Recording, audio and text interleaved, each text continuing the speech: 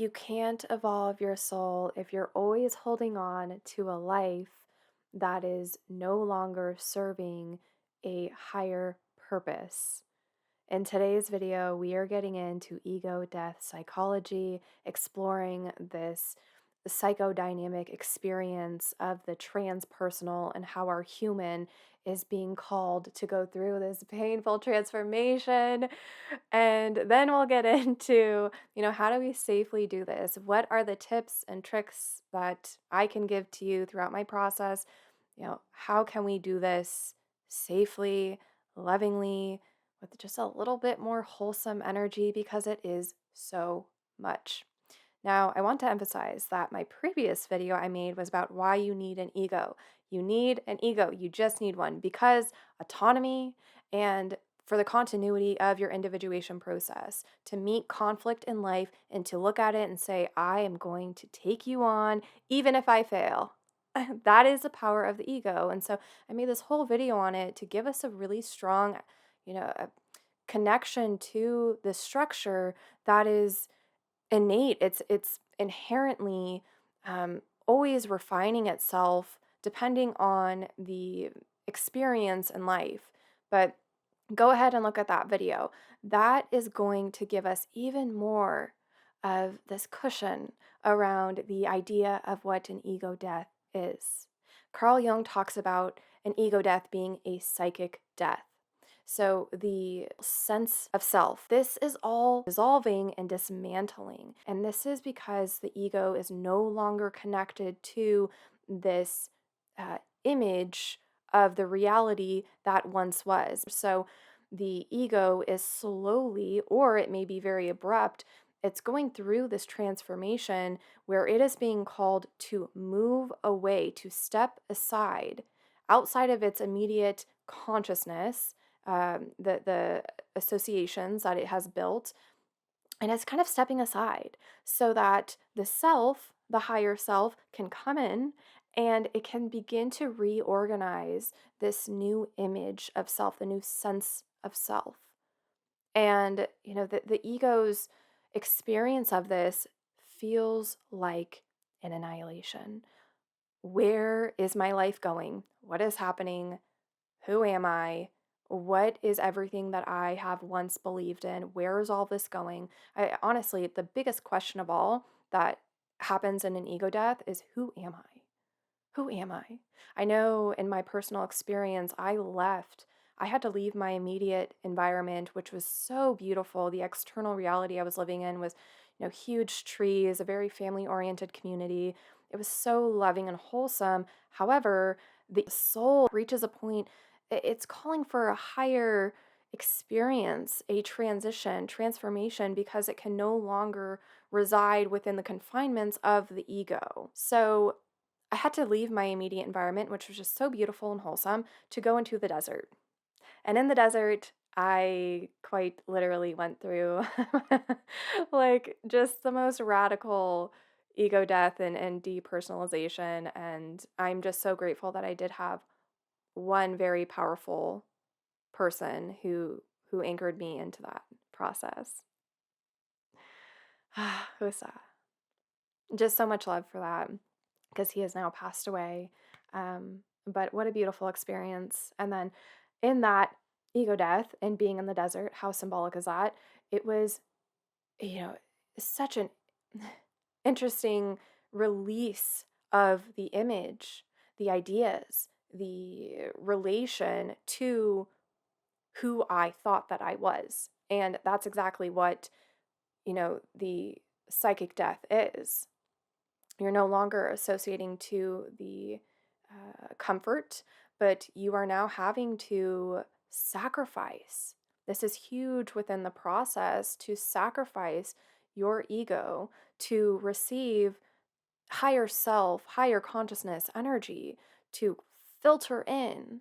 And then it's going to reorganize naturally. And there's no knowing as to what will happen, what new, conscious information will come in from the unconscious. There's just no saying how the process will unfold. But you will get a new sense of life and of reality. So, whenever someone says that they have a certain reality, and you can look at them and say, well, that's not mine, and I don't agree with that, or I just don't resonate with that, it's because that's their ego, their own, uh, it's the way that they perceive their reality. And the ego really structures around what makes it comfortable, what makes it feel safe, and what makes it acceptable. And so each person has their own personality through this construct. It's quite fascinating. um, but in the restructuring and the accumulating of new information, there's a bit of a soulless period where you are kind of taking in everything which is now solidifying into the system, all the new information. And it's kind of a prolonged period of time because you're really having to adjust and be okay with what is new, because something new has to be born when you're in that sacrifice. And that's where some people, you may be a little bit more timid going out back out into the world. You may actually feel a huge sense of release going into the world or into new scenarios. But it's quite a radical shakeup of the ego, of the soul, of the higher self, and the unconscious. And really, this is kind of like the ego is on the grounding of the archetypal reality.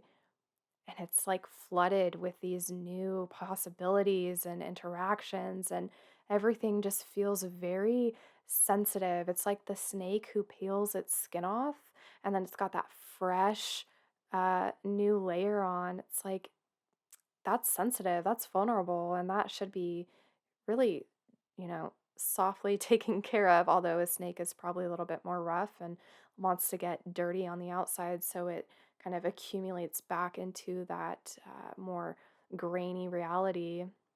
But how do we lovingly, gently, mindfully go through this process? Well, if you've had an ego death or if you're going through one, this is either voluntary or involuntary. More voluntary ones are people who have already been through the experience and they're really wanting they've come up to an impasse in life. In other words, they've hit a really heavy conflict. Their ego has driven them somewhere, but they've hit conflict, and it's to the point where you can't circumambulate the problem anymore. Like, you have to go through that threshold. But to do that, you have to sacrifice your ego and everything that you thought once was appropriate or once was the thing, to go over and to allow new psychic information to come forward so that you are moving beyond what the ego wants. That's more of a voluntary experience, whereas an involuntary one is like a the soul calling you that things have to change, something has to adjust here. So this involuntary experience does feel a bit more of a victimization, vulnerable, like very sad and depressive state, because it's just like everything has to go, or so you feel everything has to go to receive something new. But anywho, the process, whichever one whichever one you're experiencing, this calls for containment. That is the one biggest tip that I can give to you if you're going through, an ego death. For your soul to safely go through the experience is containment, and to not do it alone, to be able to have a environment that's going to support you, and to be able to have a person, two people, to give you that comfort and that reality check that you're still here, you can still be a part of this, you are still a person, you are still worthy of being here, like, to let you know that you are still able to be alive and to go through this. And it's just like that right there, to be able to contain and to be able to have others, is so important. But I will also say the last thing is, within a society that is so busy and driven and go, go, go, and you have everything's externalized, everyone knows everything about everyone. And it's like there's no privacy in any of this. And what sacrifice is making something holy. So if we're going to go through this sacrificial act of the ego,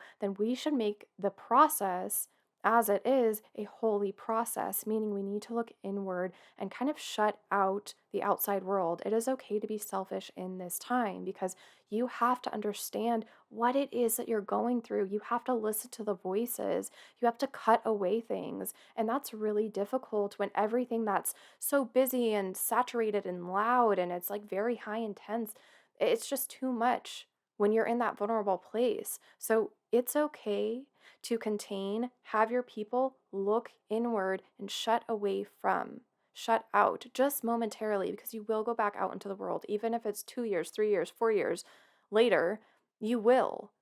You naturally will. You'll want to, especially if you have those people grounding you in. So, an ego death. Um, wow, that was quite a bit that I had to say, but I hope that you've gained something from this video. I'm not sure.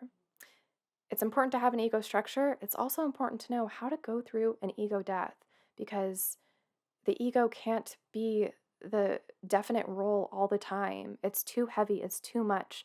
It's not the ego's role in general to be the one thing that is going to hold it all together. No, that's where the self comes in and incarnates so that the ego can just take a break for a moment. Your persona can toss it to the wayside. Like, let's get back to the authentic core self. I hope you've enjoyed this video. Let me know in the comments below, and I'll see you in the next video.